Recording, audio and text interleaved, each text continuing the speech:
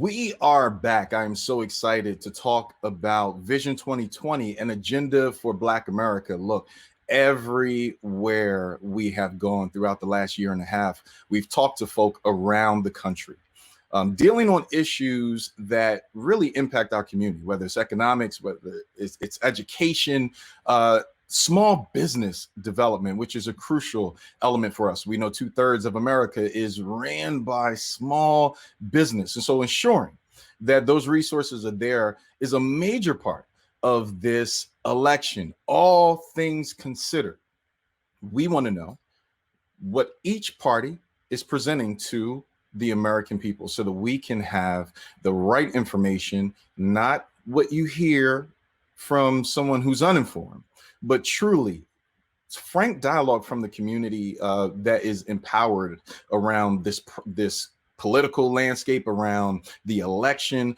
around the things that matter. You need to know the facts, not the fiction. And so it is so exciting to have with us Ashley Etienne. She is having me. The senior advisor for the Biden for President campaign. Ashley, thank you so much for joining us today on the Heart City. Thank you for having me. I'm excited. Listen, let's get right into this. You are, and I know, this is cliche-ish, but I'll go there. You are the fixer. Oh, yeah. The real live Olivia Pope, right? That's what they say, right? And so it's clear that President Obama has benefited from your presence around his administration, the party as a whole. Yeah, has benefited from the great work that you have done to ensure that communities of color are really properly represented. But then more importantly, across the global landscape, there's balanced perspective as it relates to the politics of the day. We're here in one of the most probably contentious elections in America's recent history. Joe Biden is saying, look, we've got to change the guard. It's clear from the economy, it's clear from COVID and other issues that we need a change in the White House, and I'm that guy. He then tags team with Kamala Harris and has created essentially what has been probably one of the most diverse tickets from the Dems in some time. Talk about this platform and why it's so important for those who are undecided to get the message of change coming from the Biden-Harris ticket. Yeah, I mean, you're right. Not only is it the most contentious, I would really say it's the most consequential election of our lifetime. It really does boil down to an issue of life and death for too many of us, for most of us. We're getting squeezed, especially as Black people, from every angle. 213,000 people have lost their lives to COVID because of the president's failure. Not just his failure, but his intentionality to lie to the American people. People have lost their lives because he lied. More than 8,000 people across Pennsylvania have lost their lives. More than 170,000 have been infected, and Black people disproportionately have been impacted by this. By the coronavirus. So for me, what this election boils down to is an issue of life and death for too many of us. There are 30 million people who are unemployed. In Pennsylvania, the unemployment rate is at 10%, numbers that we've not seen since the 80s when we were in a recession. Black male unemployment has more than doubled under this current administration. So this is not just an issue of Democrat versus Republican. This is an issue of who we are as a nation, our health and our safety, our economic well-being, and people of color have been hit disproportionately from all fronts, with no plan from this president to get us out of this mess, no discussion of it. In fact, he's gone to the opposite direction, stoking racial flames and tensions, denigrating women, Senator Harris calling her nasty, and a host of other things. Mm-hmm. So that's what this is. That's what this election boils down to. What do we want from our leadership? What do we owe and we deserve? And what kind of country do we want to live in? And do we want to feel threatened from all angles, from our health, our economic, to our safety walking out of the streets? Again, brothers are being shot in the back 7 times. Sisters are losing their lives in their house. And how does this president respond? Mm-hmm. again, stoking the flames. You know, So, we deserve better as a nation. We deserve better as a people. And I think Biden and Harris are have a vision to do that, to move it's us in a new interesting. direction. There's an argument that some are making that the president is, while he's in the White House and there are errant decisions around the COVID issue and how it's handled, he's not the one at South Beach. He's Mhm. not the one traveling on the airplanes. He's not part of the crowds that are part of the spreader community. Sure. For those that are listening to that and that's their argument, what would you say? I mean, obviously, we want leadership Yes. from our electeds, but we also know that there's a federal and state dialogue that has been happening, sometimes contentious. We always want them to be on the same page, especially in a pandemic. Yeah. How do we manage the expectations from federal leadership when we have contention between the states and the feds? Well, I mean, you raise a point. I have worked in the White House before for President Obama and for Vice President Biden. They got the 3 a.m. call, right? In politics, we talk about the 3 a.m. Yeah, call. When you get it and it's a state of emergency, how do you respond? right. Right. And on multiple different fronts, in the same issues that we're dealing with now. When we came into office, we were in the Great Recession, Mhm. right? Unemployment was double when we took office. We Right. turned around the economy and left President Trump with 5 to 7 years of record growth, record job creation, and he squandered it just Mm. like that. 30 million people are now unemployed. It's gone, right? We got a 3 a.m. call on another pandemic, Ebola. 4 people died. In this particular case, Trump gets a 3 a.m. call on coronavirus. 213,000 people die with no end in sight, with no plan. So what does leadership look like? Leadership looks like a plan. Leadership looks like you coordinate a 50-state strategy, working hand in hand with the governors. What this president did is he turned his back on the states. Ask your governor, ask anybody locally, ask the mayor. They will tell you he turned his back on the states and told them, you're on your own. So the states started infighting. That's not what leadership looks like. That's not what we need from the president of these United States. Mhm. What real leadership looks like is providing resources and accurate information to schools so that our kids can get into schools safely. Like my little one is running around here. I'm being a mom, Yeah, yeah, working, yeah. homeschooling, all of the same. And too many of us are doing that Right. with no end in sight, with no plan to get us out of these off Zoom and back back to brunches and lunches with each other, hugging our grandmas. I can't even hug my friends anymore. I'm like, it's a coronavirus. So Right. it's Right. it's a sad state that we're in now. And the reality is, though, we have no plan, and this president has not provided any plan to get us out. Hmm. So when we talk about what real leadership looks like, it looks like Vice President Biden, who again got both of those 3 a.m. calls about the economy and about a pandemic. And what we did is, again, transformed it, turned it around, coordinated across states, worked hand in hand, and only 4 people lost their lives. That's what real leadership looks like. Let's talk about leadership. Obviously, there was a major conversation around the selection of Kamala Harris for vice president. And we saw a split amongst the African American community. If we're going to be honest about it, there were those that embraced it and appreciated that selection, understanding the diversity and the perspective that Senator Harris brought to the table. And then there were pockets of individuals who felt like her prosecutorial record was in question and did not reflect a black agenda. Specifically, black men in the undecided category feel some kind of way about what they believe has been her record as DA and throughout her career.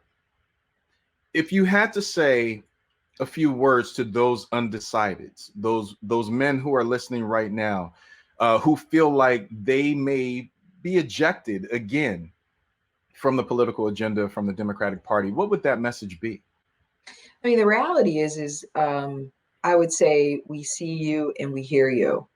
I remember working in the White House, watching, Philando Castillo die like in real time and feeling helpless about it. Wow. And I had the honor of, when I was working for the speaker, working with the senator to work on the George Floyd Justice and Policing bill, which is incredibly transformative. And Senator Harris helped co-author that particular bill. The reality is this, people call me all the time and like the president should be doing this and Obama's not doing that and he should be doing this and doing that. But the reality is like going into the system and creating change is hard. And that's what she decided to do. And that's what I decided to do with my life. There's a lot of ways we can do that. And I think the parts of her record that, if we go back to California, that I can appreciate most greatly, which I've been able to do too, is to sit hand in hand with activists, bring them to the table to create and affect change. I mean, a lot of what she did at the state level was transformative. At the time, body cameras, she was the first to lead on body cameras, first to lead on excessive force, cutting down on excessive force, first to raise this issue of QI and how do we transform qualified immunity to hold police more accountable. She was a leader on that. But, the reality is a lot of time has, not a lot of time, but opinions and what we demanded change very quickly between Castillo to George Floyd. Like that was a universe of time where we demanded even more. And what she did was she showed that she delivered on that with the George Floyd Justice and Policing Bill. No, no knock warrants, no chokeholds, using the Department of Justice more aggressively to do patterns and practice investigations so that local communities know what's actually happening in their police departments, that it creates more transparency, transforming QI, because we believe this is about accountability, holding police officers and police departments accountable. There's been a lot of misconception and disinformation from Trump about her record, and we're trying to we're going to, in the next couple of days, use the senator more strategically to speak to these issues. She does quite frequently, but in a more robust way, like, let's correct the record about where I stand on these issues. We're going to shut down private prisons, decriminalize marijuana, like all of these issues. I think what the community has been asking for, we delivered in historic fashion with the George Floyd Justice and Policing Bill. Mm-hmm. So that's what I would say to folks. Like, look, we're not just talking about it. We've written it, we've passed it, it's bottled up in the Senate, which is why people need to understand that you're not just voting for the president, you're voting for your senator. You need to vote for your mayor who decides who your police chief is. You need to vote for the attorney general, because we've seen how that's played out in Breonna Taylor's case. All of these elections are critical and all of them impact our lives. So yeah, I mean, there is no question that she is incredibly sensitive to this particular issue and has taken steps in California as a prosecutor and in the U.S. Senate to make some transformative changes. President Obama was criticized at one point when I believe the expectation of Black America was that we would have a Black president who would deal with Black folk in a meaningful way. And obviously the meaningful meant different things to different people, if we're going to be honest about it. One of the biggest critiques post administration was he was the president for all and not enough for Black America. We now find ourselves in a conversation around that same potential. Will there be a Black agenda included in a people of color agenda in this administration? Now, if we have a split election where Democrats win the presidency but don't overtake the Senate and we don't have that full turnover, will the Black agenda coming from Biden Harris remain a priority? And I think that's what many undecideds are wondering. Like, will we see priority focus on the issues that affect us the most? Not just criminal justice and Floyd, but the redlining that still exists around small businesses, from people of color. Those issues really matter. And so where does Biden and Harris stand on the commitment to all Americans, but specifically Black America? Yeah, I mean, of course it would be a priority. I think, not only does he have people like me that surround him, but he also has the senator who, is a woman of color and a Black woman, right? And who, has a Black father and Black nieces. And, so she understands very clearly the challenges that impact our lives, but has a acute focus on them and has always had an acute focus on them. So, I mean, forgive me if we've already gotten into this, but let's just talk economics, because the way that we approach these issues is, and she has said plenty of times, like, you know, we can try to change the criminal justice system, but where we need to first start, and where this starts with the Biden and Harris administration, is focusing on the economics. So under a Biden Harris administration, we make record investments in the Black community. To your point earlier, specifically small businesses. We've seen now 40% of small businesses, Black-owned businesses, are going under because of COVID. They likely won't come back. We would make record investments in small businesses, $100 billion in low interest loans to small businesses. And the good thing about that is it's not just on an individual level. Me as a business owner, I can create and grow wealth and leave something back for my family, but it helps me transform my community, because Black small businesses likely are in Black communities. So we're talking about, you have a transformative impact, not just the individual, but on the community, but also creating more jobs. So that's one. The other is one that I can appreciate greatly, is a $15,000 tax credit for first home owners. This enabled me to buy the house I'm living in now. And, I live in Washington, D.C., and, all these communities are transforming. So now I'm sitting on a nice little chunk of change that I can leave behind for my little one, right? So it's enabled me to create and grow my own wealth and my own economic standing.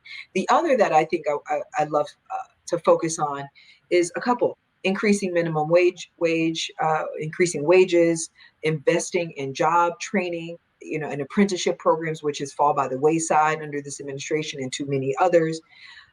In addition to that, canceling student debt, which again, I wouldn't have been able to buy a house if I had student debt. Canceling student debt for those who make under $125,000, which is transformative in people's lives and enables them to not only build wealth, but to buy houses and invest, etc. The third I would love to point out is a record investment in HBCUs, which far surpasses even what we did under the Obama administration. We're talking about $70 billion, correct? Right. These plans are real. They're hard.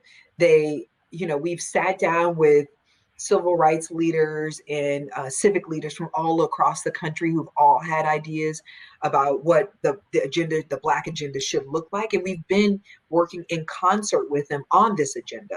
So hold us accountable, hold us to it. There is no question we're committed to it. And, and to your question earlier, we have plans on our website that are just specific to African Americans, and even plans that are just specific to Black men in particular. I don't think we ever did that under the Obama administration. I don't recall that. I would have written it myself. I've written this one. I would have written that one myself, right? I don't recall Donald Trump. I think he's introduced a platinum plan, which was, more pandering. And in fact, I'm insulted by it that you would even call it the platinum plan. But nevertheless, there is a firm commitment in a way that we've never seen it before. So I say that to say that we're being heard and we're being seen. And I think because of Donald Trump's failures, our challenges have been exacerbated and require a set aside agenda just for us. And that's what we've created. I'm excited to hear some of these answers that you've given us. I think it's really important to have people of color at the table in meaningful ways. And I think it's important also for the electorate to know that there are women of power and color in the space, especially as we talk about a political agenda and, quite frankly, a time, if I'm going to be frank, this is a crucial time for Black America. Without a doubt. Who says by 2040, if we're not careful, median wealth income will dip as low as $5.40 per household. It's important that we ensure. And what we do today is all the more important. Exactly. Right? We got to stop the bleeding. And that's why we have to get Donald Trump out of office, because we're just bleeding profusely. Ashley Etienne, thank you. Thank you for having me. All of your expertise and perspective, and for what you're doing for communities of color everywhere. We honor you and appreciate you. Thank you for having me. Let's do it again.